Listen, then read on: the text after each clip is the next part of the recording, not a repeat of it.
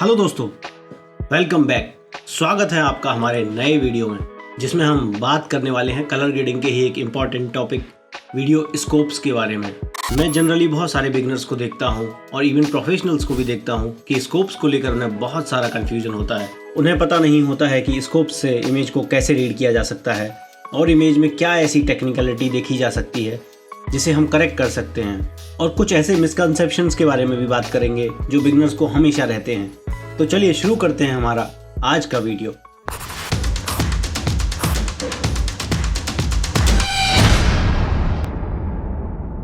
सबसे पहले मैंने ग्रे स्केल लिया है ताकि इसे इजीली समझा जा सके और हम बेसिक से शुरू कर सकें, क्योंकि ग्रे स्केल में कोई कलर्स नहीं है और सिर्फ लाइट है, सिर्फ ल्यूमिनेंस है जो कि ब्लैक से वाइट की तरफ ट्रेवल कर रही है।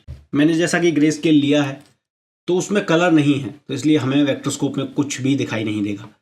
पर परेड्स में हमको सीधी सीधी लाइंस दिखाई दे रही हैं, यानी कि इनमें तीनों RGB तीनों कलर्स बैलेंस हैं, यानी कि ये न्यूट्रल है, कोई कलर नहीं है। हिस्टोग्राम में भी सेम वही पैटर्न आपको देखने को मिलेगा। तो चलिए डिफरेंट स्कोप्स के बारे में बात कर लेते हैं और उनकी यूटिलिटीज को भी समझ लेते हैं कि आखिर वो क्या काम आते हैं। तो पहला स्कोप है वेक्टरस्कोप। जैसा कि आप इसे देख पा रहे हैं, ये कलर मेजरमेंट के लिए काम आता है। आप इसे एक कलर व्हील ही मान सकते हैं, जहाँ पे ये रेड है, ये मैजेंटा है, ये ब्लू है, ये सियान है, ये ग्रीन और ये येलो है। अब आप इसमें जो शेप देख रहे हैं, ये हमारे इमेज का रिप्रेजेंटेशन होता है। ये रेड की तरफ जा रहा है, यानी कि हमारी इमेज का जो सैचुरेशन है, जो क्रोमिनेंस है, वो इस तरफ ज़्यादा डोमिनेटिंग है। जनरली ऐसा माना जाता है दोस्तों कि वेक्टरस्कोप के कलर्स को सेंटर में ऑर्गेनाइज होना चाहिए, पर ये ज़रूरी नहीं है, क्योंकि आपके इमेज का टेक्सचर, कलर्स अलग हो सकते हैं, टाइम फ्रेम अलग हो सकता है कि वो टंगस्टन लाइट में ही शूट किया गया हो, तो उसका सारा का सारा कलर आपको इस तरफ दिखाई देगा। जबकि अगर वहीं मॉर्निंग में सुबह ब्लू लाइट में उसे शूट किया गया है तो आपको उसका सारा कलर टेक्सचर इस तरफ दिखाई देगा। तो ये ज़रूरी नहीं है कि वेक्टरस्कोप के सेंटर में ही आपके कलर का सारा डेटा होना चाहिए। अब बात कर लेते हैं इसके लिमिट्स की। तो दोस्तों बेसिकली आप जो ये बॉर्डर्स देख रहे हैं, अगर आपका कलर इसको एक्सीड करता है तो इसका मतलब ये है कि आप उसका प्रॉपर रिप्रेजेंटेशन अपने डिस्प्ले पे नहीं देख पाएंगे, यानी कि आपका कलर इससे आउट हो जाएगा, जो कि एक ब्रॉडकास्ट सेफ से बाहर चला जाएगा, या आपका जो भी कलर स्पेस आपने चूज़ किया है, रेक 709 या रेक 2020, वो उससे बाहर चला जाएगा। तो ये हमेशा याद रखना है कि आपको कलर्स को इसके अंदर ही रखना है मोस्ट ऑफ द टाइम। पर अगर कोई कलर यहाँ से एक्सीड होता है तो आप ये मान सकते हैं, जैसे फॉर एग्जांपल अगर आपका येलो कलर यहाँ से एक्सीड हो जाता है तो ये जो येलो कलर होगा, ये बहुत सारे डिस्प्ले जो केवल रेक 709 ही प्ले कर सकते हैं, जिनके कलर गैमेट बहुत लिमिटेड हैं, वो इसे कट ऑफ कर देंगे, यानी कि ये कलर्स के डिटेल आपको नहीं दिखाई देंगे। अगर वेक्टरस्कोप में स्किन टोन्स की बात करें तो उसके रिप्रेजेंटेशन के लिए भी एक ऑप्शन होता है जिसे आप यहाँ से ऑन कर सकते हैं। ये लाइन जो आप देख रहे हैं, ये स्किन टोन रिप्रेजेंटेशन है, यानी कि बेसिक स्किन टोन इसके आसपास होना चाहिए।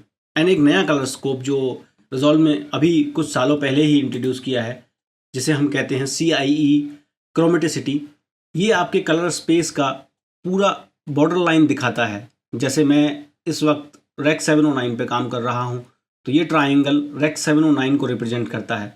अगर आपका कलर इसको एक्सीड करता है तो ये रेक 709 की लिमिट से बाहर होगा। वेक्टरस्कोप में हमारे पास एक ऑप्शन और होता है जहां हम देखते हैं शो 2x जूम, यानी कि अगर आप इस पैरामीटर या इस बॉर्डर लाइन को याद नहीं रखना चाहते हैं तो सिंपली आप शो 2x जूम कर सकते हैं और आपको सिर्फ इस बॉर्डर लाइन का ध्यान रखना होगा, यानी कि अगर आपका कलर इसको एक्सीड करता है तो वो आपके कलर स्पेस से बाहर हो जाएगा। तो जैसा भी आपको बेटर लगता है, अगर आपको नॉर्मली वर्क करना अच्छा लगता है तो आप ये बॉर्डर लाइन याद रख सकते हैं, और अगर आप 2x पे काम करते हैं तो ये सर्कल का बॉर्डर आपके लिए बॉर्डर लाइन हो जाएगा। हम एक कलर स्कोप पर धीरे धीरे बात करते हैं। ये हमारे परेड का वीडियो स्कोप है जो हमारी इमेज का रिप्रेजेंटेशन है, यानी कि जैसा आप इमेज में देख पा रहे हैं कि एक ब्लूइश टिंट इसमें बहुत ज़्यादा है और बाकी कलर्स का थोड़ी कमी है। सिर्फ फेस पे आपको कुछ रेडिश टोन दिखाई दे रहा होगा, तो ऐसा ही रिप्रेजेंटेशन आपको इसके स्कोप्स का दिख रहा है। परेड में RGB ये तीनों कलर स्पेस को रिप्रेजेंट करते हैं। ये बेसिकली एक पूरी इमेज का रिप्रेजेंटेशन है जिसे 3 हिस्सों में तोड़ दिया गया है, यानी कि ये रेड कलर को प्रेजेंट करता है, ये ग्रीन कलर को प्रेजेंट करता है और ये ब्लू कलर को प्रेजेंट करता है। जैसा कि आप यहाँ नीचे देख पा रहे हैं, ये 0 है, यानी कि इसके नीचे जाने के बाद आपके डिटेल्स कट ऑफ हो जाएंगे एंड ये इसका हायर लिमिट है। यानी कि अगर आपके हाइलाइट्स इसको एक्सीड करते हैं तो इसके बाद कई सारे मॉनिटर्स में उनका रिप्रेजेंटेशन नहीं होगा, जो कि सिर्फ रेक 709 को प्ले कर सकते हैं। तो दोस्तों, ये तो हुई परेड की बात। अब इसमें मैं आपको बताता हूँ कि ये इसका एक हाईलाइट एरिया है, यानी कि इस पोर्शन में अगर कोई डिटेल आता है तो उसे हाईलाइट कहा जाएगा। अगर इस पोर्शन में कोई भी डिटेल आता है तो उसे मिड टोन कहा जाएगा, और इस पोर्शन में कोई भी डिटेल आएगा तो उसे शेडो कहा जाएगा। कभी कभी नॉर्मल कलरिस्ट और एडिटर्स को ऐसा लगता है कि उनके तीनों पैरामीटर्स हाईलाइट पर ऊपर सेम जगह मैच होने चाहिए, इवन शेडोज़ पर भी नीचे की तरफ उनके तीनों पैरामीटर इक्वली मैच होने चाहिए।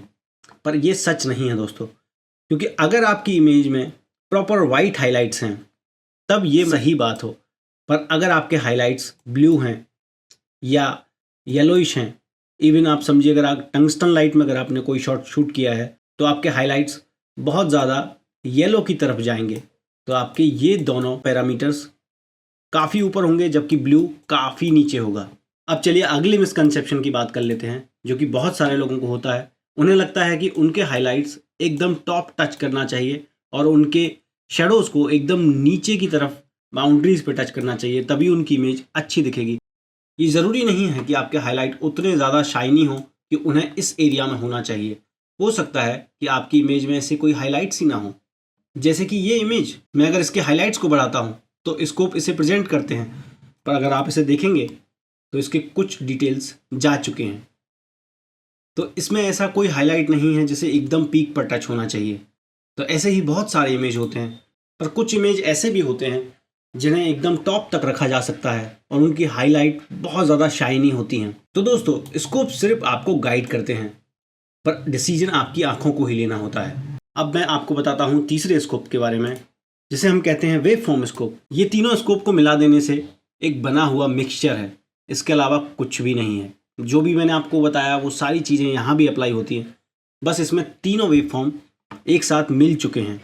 तो जैसा कि आपको यहाँ दिखता है कि इसके ब्लूज सबसे ऊपर हैं, रेड सबसे नीचे हैं और इसके ग्रीन कहीं मिडिल में इस्टेब्लिश हैं।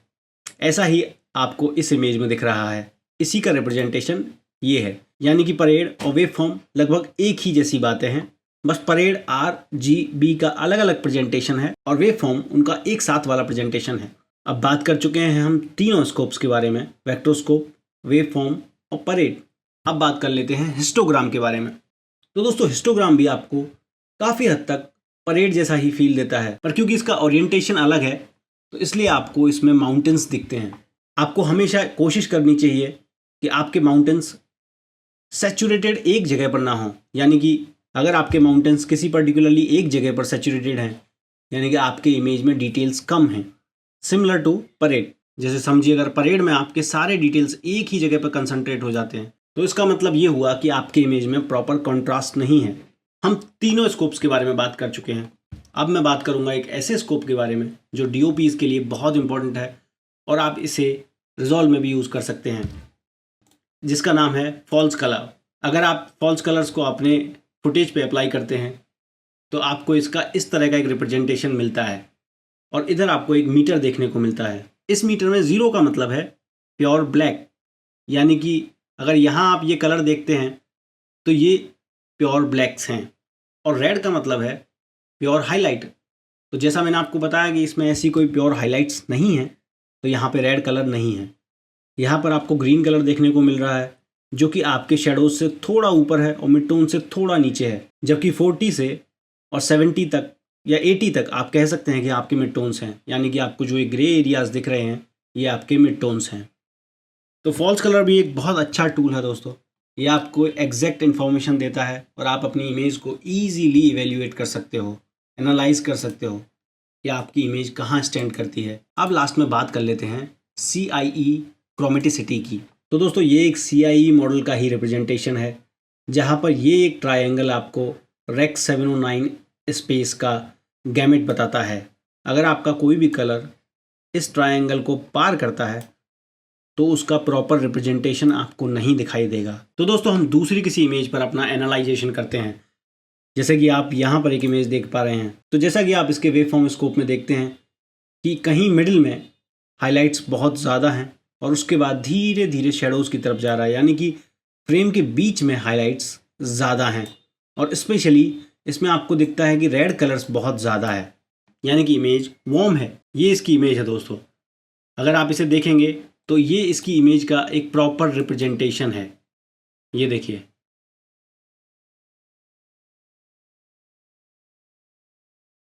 जैसा कि आप यहाँ पर मिडिल में देख पा रहे हैं, आप इस इमेज के भी मिडिल में देखेंगे तो ये इसका शाइनिएस्ट पार्ट है, यानी कि हाइलाइट्स हैं। जबकि इमेज के साइड में अगर आप देखेंगे तो ये इसके शैडोज़ हैं एंड कहीं बिटवीन ये इसके मिड टोन्स हैं। तो दोस्तों इस पूरे वीडियो में आपने समझा कि कैसे स्कोप एक इमेज का रिप्रेजेंटेशन होता है। इवन आप स्कोप्स को देखकर भी इमेज को समझ सकते हैं। अगर मैं आपको केवल स्कोप दिखाऊं तो आपको स्कोप देखकर ही इमेज को समझ जाना चाहिए कि उसके किस पार्ट में कौन से कलर का डोमिनेंस है और उसका कौन सा पार्ट हाईलाइट है, कौन सा पार्ट मिड टोन है और कौन सा पार्ट शेडो है। तो दोस्तों ये एक प्रैक्टिस का फील्ड है जहां आप जितनी कोशिश करते हैं आप उतने ही निखरते जाते हैं और आपकी आंखों को भी जज करने में ईजी होगा। आप किसी इमेज को देखकर ही बता सकेंगे कि उसमें कौन सा टिंट ज़्यादा है, किस कलर का बैलेंस नहीं है और किस कलर को बैलेंस किया जा सकता है। तो स्कोप आपको एक टेक्निकल नॉलेज देता है। अब आपको मैं दिखाना चाहता हूँ कि कैसे हमारे करेक्शंस हमारे स्कोप पर दिखाई देते हैं। अगर इस इमेज से मैं रेड चैनल को कम करने की कोशिश करता हूँ तो आप स्कोप्स पर देखेंगे कि रेड का गैमेट कम होता जा रहा है और इवन इमेज पर भी आपको यही दिखाई देगा। अब इमेज में जो कलर्स हैं वो ग्रीन और ब्लू हैं। अगर मैं यहीं ब्लू को और कम करने की कोशिश करूँगा तो अब सिर्फ आपको ग्रीन कलर दिखाई देगा। अगर मैं इसके हाइलाइट्स को बढ़ाऊँगा तो आपको दिखेगा कि तीनों कलर्स के हाइलाइट्स ऊपर की तरफ जा रहे हैं।